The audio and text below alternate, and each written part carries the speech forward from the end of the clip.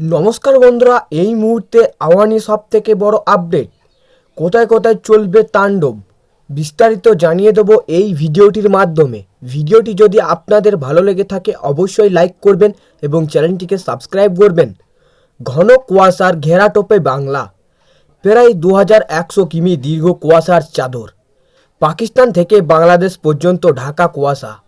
এর মধ্যেই জলীয় বাষ্প বাড়ার কিছু বেড়ে গেলেই রাতের তাপমাত্রা, তার জেরেই এবার 14 ডিগ্রি সেলসিয়াস চলে এলো শহর কলকাতা সর্বনিম্ন তাপমাত্রা। শনিবার দিনের সর্বোচ্চ তাপমাত্রা ছিল 22.9 ডিগ্রি। বাতাসে জলীয় বাষ্পের পরিমাণ, আপেক্ষিক আর্দ্রতা ঘোরাফেরা করছে 58 থেকে 89% মধ্যে। পশ্চিমের জেলাগুলিতে তাপমাত্রা গ্রাফ কিছুটা বেড়েছে, সামান্য বেড়ে 10 ডিগ্রি সেলসিয়াসের ঘরে তাপমাত্রা। আগামী সোমবার থেকে মঙ্গলবার পর্যন্ত এই পরিস্থিতি থাকবে। বুধবার থেকে পারদ আরও কিছুটা ঊর্ধ্বমুখী হবে। আবহাওয়া দপ্তর বলছে নতুন বছরের শুরুতেই আরও কমবে ঠান্ডা। পশ্চিমী ঝঞ্ঝার জেরে ফিকে হবে শীত।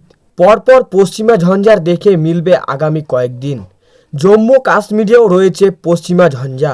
উত্তর থেকে পশ্চিম ভারতে নতুন করে পশ্চিমা ঝঞ্ঝা ঢুকবে 30শে ডিসেম্বর মঙ্গলবার।